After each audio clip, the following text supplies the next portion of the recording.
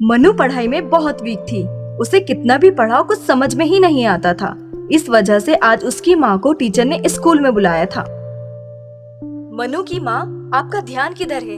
आप मनु की घर पे क्लास नहीं लेती? नहीं टीचर, ऐसी बात नहीं है। मैं तो रोज इसकी क्लास लेती हूँ।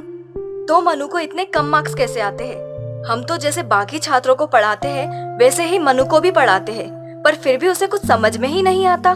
मैं भी हमेशा कोशिश करती हूँ टीचर, पर कुछ पता नहीं इसे कुछ कैसे समझ नहीं आता।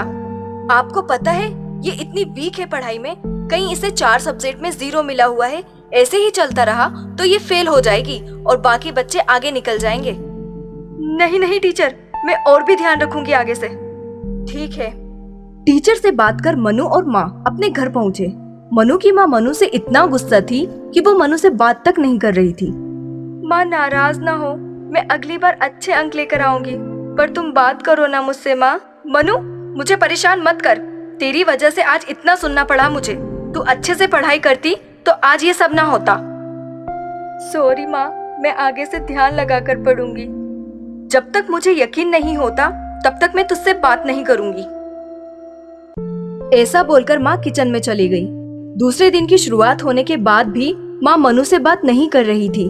मनु बहुत ही दुखी हो गई और वो स्कूल जाने की बजाय अकेले ही किधर तो निकल गई।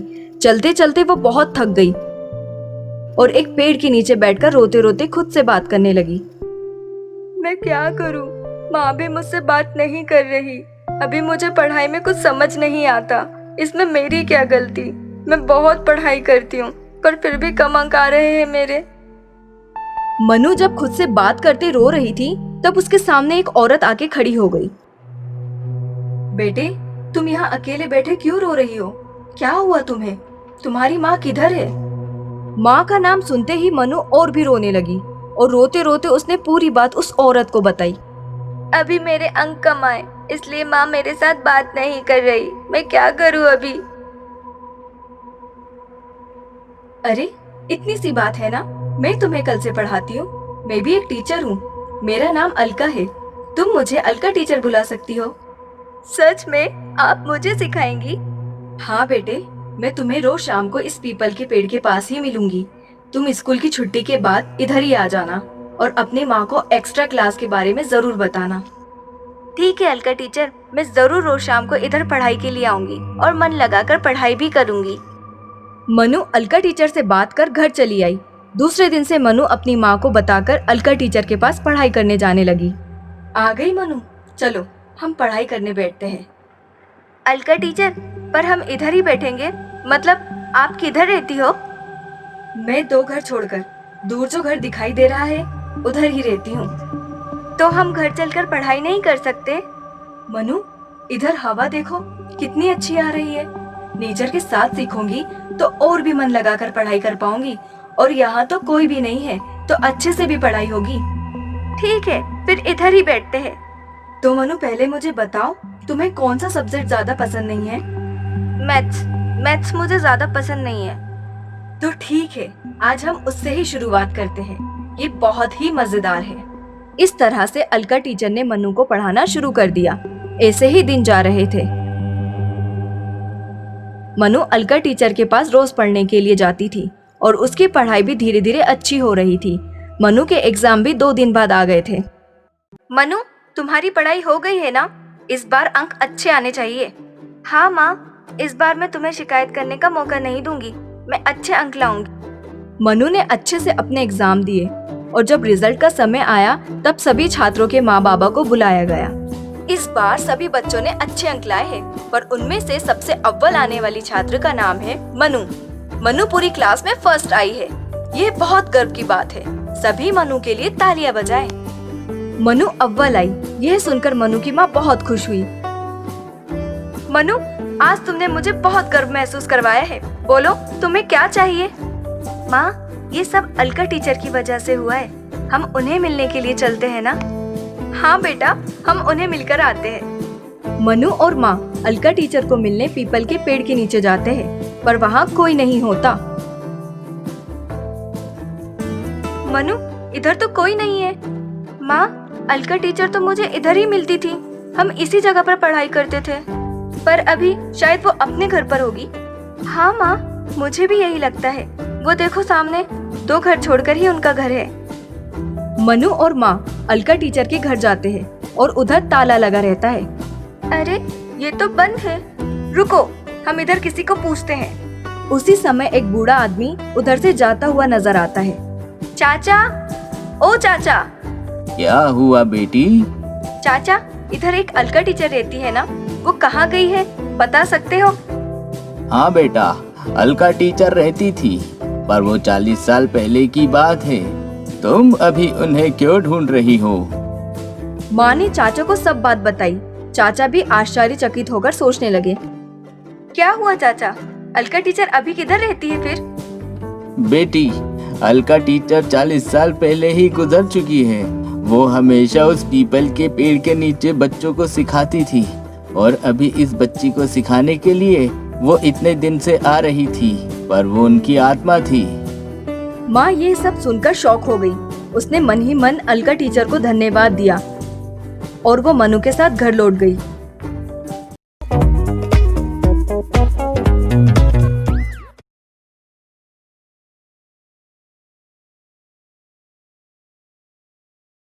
सुरेश का घर। सुरेश की माताजी को घेरकर सुरेश के दोनों बच्चे आलोक और पीहू बैठे हैं और दादी से कहानी सुनने की जिद कर रहे हैं। दादी कहानी सुनाओ ना। हाँ दादी, कहानी सुनाओ ना।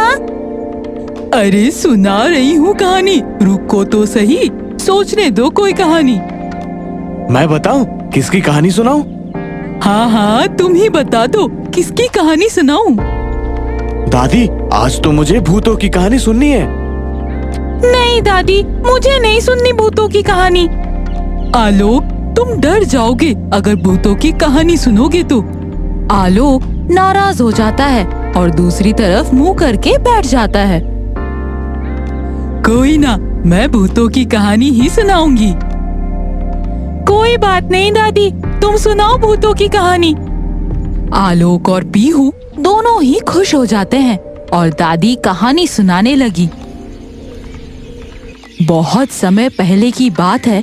एक गांव कर्मपुर में एक वैद्य रहता था जिसका नाम सुमेर सिंह था। पूरे गांव में उसके चिकित्सा के कार्य की प्रशंसा की जाती थी। एक दिन की बात है, आधी रात के समय किसी ने उसके घर के दरवाजे पर दस्तक दी। सुमेर सिंह की आंखें खुल जाती है और अपने आप से ही बात करने लगता है। आधी रात में कौन हो सकता है यहाँ? लगता है मेरे मन का वहम है ये। चल यार, सो जाता हूँ अब। जैसे ही सुमेर सिंह सोने की कोशिश करने लगता है, वैसे ही उसे लगा जैसे फिर से किसी ने उसके दरवाजे पर दस्तक दी हो। हे भगवान, कौन हो सकता है इतनी रात को? सुमेर सिंह कमरे से उठकर दरवाजा खोलने के लिए दरवाजे तक आता है और दरवाजा खोलता है तो उसे वहाँ कोई नजर ही नहीं आता। बाहर सड़क पर कुत्ते लगातार भौंके जा रहे थे। चलती हुई हवा पेड़ों की पत्तियों के साथ एक अजीब सी भयानक ध्वनि उत्पन्न कर रही थी। आकाश में बादल गहराए हुए थे जिससे चांद पूरी तरह छिप गया था और बाहर के अंधकार ने इस माहौल को एकदम डरावना बना दिया था। सुमेर सिंह ने बाहर निकलकर इधर-उधर देखने की कोशिश की, लेकिन उसे अंधेरे में कोई नजर नहीं आया। सुमेर सिंह के मन में एक अजीब सी सिरहन होने लगी, लेकिन उसने इसे नजरअंदाज करके वापस दरवाजा बंद किया और वापस बिस्तर में जाने लगा। इतनी रात में कौन हो सकता है? या सिर्फ मेरे मन का वहम है ये सब? या फिर कोई चुड़ैल तो नहीं है जिसकी कहानी इस गांव में अक्सर सुनाई जाती है? सुमेर सिंह ने अपने हाथ से अपनी कनपट्टी पर एक चपाट लगाई। नहीं, जाने दे, कोई नहीं, मन का वहम है ये सब। सुमेर सिंह जैसे ही वापस बिस्तर पर लेटा, तभी अचानक से फिर दरवाजे पर दस्तक हुई। अब की बार हुई दस्तक लगातार हुए जा रही थी, मानो अगर कुछ ही पल में दरवाजा नहीं खोला गया तो दरवाजा तोड़ दिया जाएगा। लगातार होती दस्तक ने सुमेर सिंह को डरा दिया। वो वो पूरा पसीना में भीग गया। उसके पैरों में इतनी जान नहीं बची कि वो दरवाजे तक चलकर जा सके और ना हाथों में इतनी ताकत कि दरवाजा को खोल सके। फिर भी डरते हुए वो दरवाजे तक आया और कांपते हुए हाथों से उसने दरवाजा खोला। सामने एक बहुत खूबसूरत महिला हाथों में लालटेन लिए खड़ी हुई थी। दरवाजा खोलते ही उस महिला ने कहा, बैटी जी जल्दी चलो, मेरी बहन को बच्चा होने वाला है। लेकिन तुम तो इस गांव की नहीं लगती और रात को मैं दूसरे गांव में नहीं जाता। क्या आप मुझे नहीं पहचानते? मैं तो आपको अच्छे से जानती हूँ और आप तो गांव की बात कर रहे हैं। मैं तो रहती भी इसी मोहल्ले में हूँ, बिल्कुल आपके घर के पीछे। लेकिन मेरे घर के पीछे तो एक खंडर है और उसमें तो कोई नहीं रहता है। हाँ, हम उसी खंडर में रहते हैं। आप बाकी बात वहाँ पर कर लेना, लेकिन अभी आप जल्दी चलो। सुमेर सिंह बुरी तरह घबरा गया क्योंकि उसने सुना था कि उस खंडर में चुड़ैल रहती है। मैं कहीं नहीं जा रहा। इतनी रात में मैं कहीं नहीं जा रहा। किसने तुम्हें वैद्य बनाया जो एक महिला के प्रसव पीड़ा को नहीं समझ सकता हो? पता नहीं उसकी आवाज में क्या था। सुमेर सिंह कांपते हुए शरीर के साथ उसके साथ चलने को तैयार हो गया। एक खंडर, रात में जगमगाती रोशनी, एक कमरे में प्रसव पीड़ा से तड़पती एक औरत, उसके आसपास बैठी 3 महिलाएं सुमेर सिंह को देखती हैं। बैठी महिलाएं खड़ी हो गई। सुमेर सिंह ने उस महिला की जांच की और उसे कुछ दवा पिलाई, जिससे कुछ ही देर में उसकी प्रसव पीड़ा खत्म हो गई और उस महिला ने एक सुंदर से बच्चे को जन्म दिया। वहाँ उपस्थित हर कोई बहुत खुश था। वे सभी सुमेर सिंह को बधाई दे रही थी और अनेक उपहार भी। लेकिन सुमेर सिंह तो किसी प्रकार यहाँ से निकलना चाहता था। उसके मन के डर को समझाते हुए उसे लाने वाली महिला जो चुड़ैल थी और वो खंडर उनका अड्डा था। उस चुड़ैल ने कहा, डरो मत, हम तुम्हें कुछ नहीं कहेंगे और ना ही हम किसी को कुछ कहते हैं। जैसे इंसानों में अच्छे और बुरे दोनों तरह के लोग होते हैं, ऐसा ही हमारे यहाँ भी होता है। हम बुरे नहीं हैं और ना ही तुम्हें कोई नुकसान पहुँचाएंगे। जिस सुरक्षा के साथ तुम्हें यहाँ लाया गया है, वैसे ही तुम्हें वापस छोड़कर भी आएंगे। वो महिला सुमेर सिंह को वापस उसके घर तक छोड़ जाती है। लेकिन सुमेर सिंह के मन में इतना डर बैठ चुका था कि उसने वो घर हमेशा हमेशा के लिए छोड़ दिया और दूसरे गांव में जाकर रहने लगा। डर के कारण उसकी तबीयत भी खराब होने लगी और कुछ समय बाद ही उसकी मृत्यु हो गई।